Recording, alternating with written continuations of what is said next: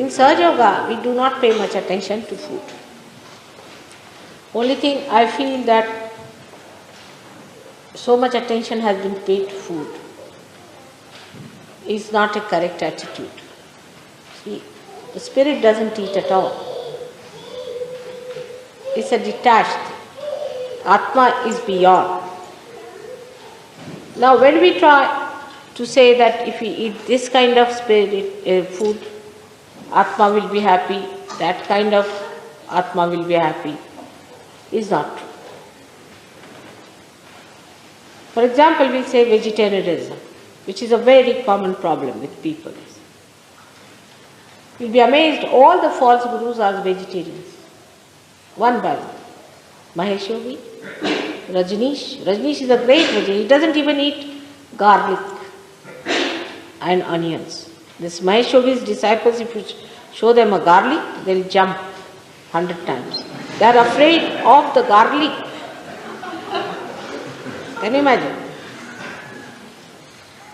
But I don't say that you eat meat. That's not the point. But those people, whatever they require, they should eat. But don't eat meats of animals which are bigger than you. Now what happens? How the evolution in the animals take place? Nobody has put attention to that. Supposing there are many chickens, you say, I'm not going to give realization to chickens, am I? Or to bugs, am I going to give realization, or to mosquitoes? So our attention is on these, not on the higher level of life. When we think of food, that we must save chickens. Actually nothing dies. As Krishna himself has said, nothing dies. Alright? And that's how some people denied Krishna, because he had a samhara shakti, he used to kill. And killing is so important in evolution. Otherwise, if you don't kill these Rakshasas, are you going to adore them? What are you to do with them? They are to be killed, they are to be thrown out. In the evolutionary process also, so many things have to die out for the real thing to come up. Say this flower has to die to become the fruit, alright? And there is no hinsa in it. The word hinsa is so much misinterpreted that people are satisfied if they do not eat meat. It's not true. For some people it is essential they must eat meat.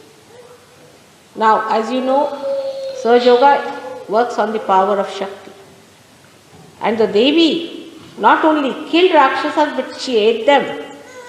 And she drank the blood of these Rakshasas, as you know, Raktabijas. So how can she be vegetarian? Just tell. Put reason. Alright? Because we are conditioned that way, we think. But actually what happens in the evolutionary process, when a person say eats chicken, not person, we should say a higher animal, eats a lower animal, then it passes through the circle and achieves a higher life. It's absolutely, this is how evolution takes place.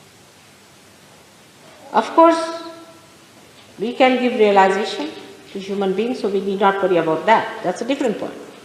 But if you eat chicken, you definitely give it a higher life. But not the animals which are bigger than smaller animals. If you eat, it's not going to be harmed by that, no doubt. But you may be harmed. For example, if you eat mosquitoes, you will be harmed.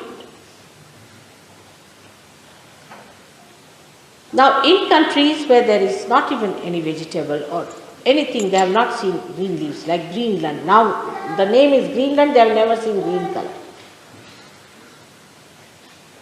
Are they sinners that they can't live without eating meat? How can God be so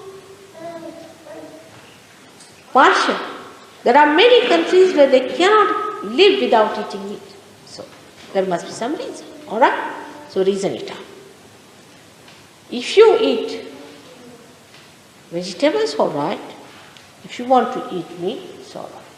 But again, for a Sahajogi, what we decide is not all what you like, but what is good for you. For example, for Western people, it is better that they don't eat much meat now, because I think they and their fathers have eaten all that. Eat less. They should have more carbohydrates, while vegetarians should take more proteins. If they do not like meat, they should take to other proteins, because proteins are very important. If you do not take proteins in life, people suffer. In Sahaja we find such people have trouble from left tummy. I have seen in India many people who are strict vegetarians have a problem of left tummy. So we told them, all right, you can eat proteins. There are so many proteins you can eat. If you don't like to eat meat from childhood, you have not eaten, you don't feel like eating, all right, forget it. Eat some. We have to be wise. We have to be open. We are not to be bound by our conditioning from childhood. This we must understand. That vegetarianism is not going to take you to God, neither non-vegetarianism. Because the spirit is neither a vegetarian nor a non-vegetarian. It is a detached thing, it's above food.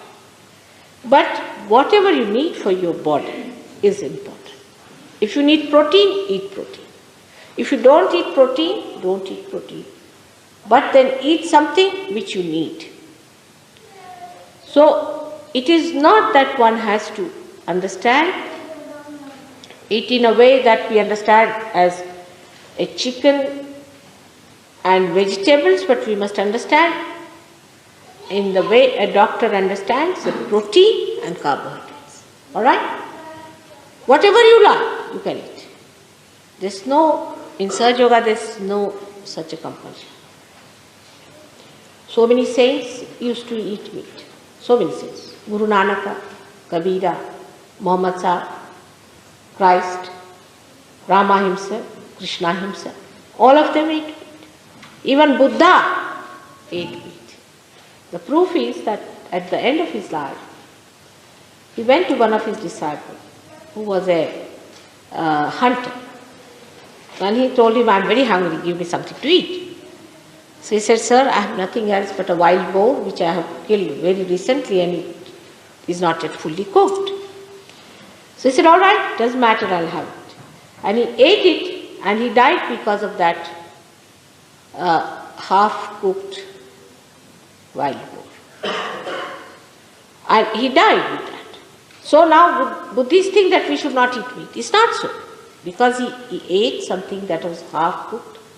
That means he did eat, isn't it? Even Jains know that it's only Neminath who got a kind of a feeling against meat eating. That was Neminath was at the time of his contemporary of Sri Krishna. When his marriage was celebrated, he found many birds were killed and he felt terrible about it.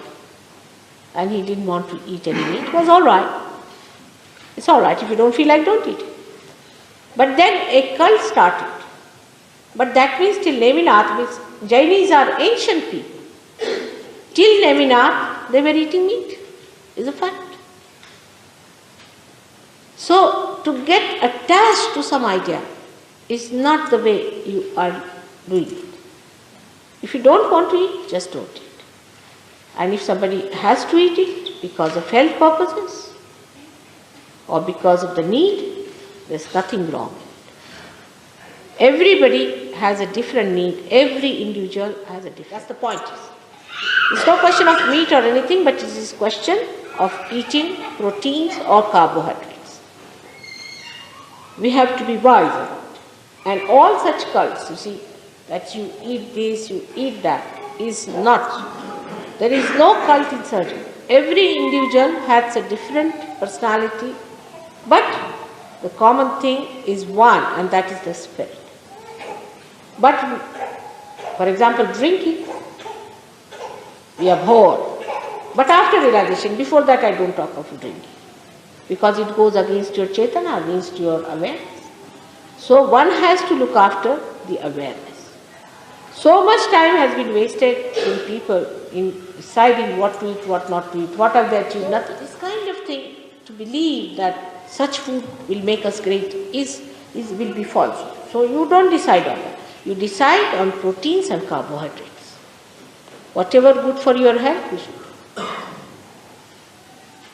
Those who eat too much of vegetarian food are liable to certain type of diseases, and those who eat too much of non-veg are liable to some. Those who eat vegetarian food can get leukoderma very easily, can get leukemia very easily. Certain types of cancers they can get very easily. Those who are non-vegetarians can get another kind of diseases. There are numerous diseases they can get. So we have to have a balance. That when we eat vegetarian food also, we must see that we eat sufficient amount of proteins. Because body has to be all right. Healthy body is the temple of God. And to temple of God, you have to keep it healthy and happy. That's the attitude.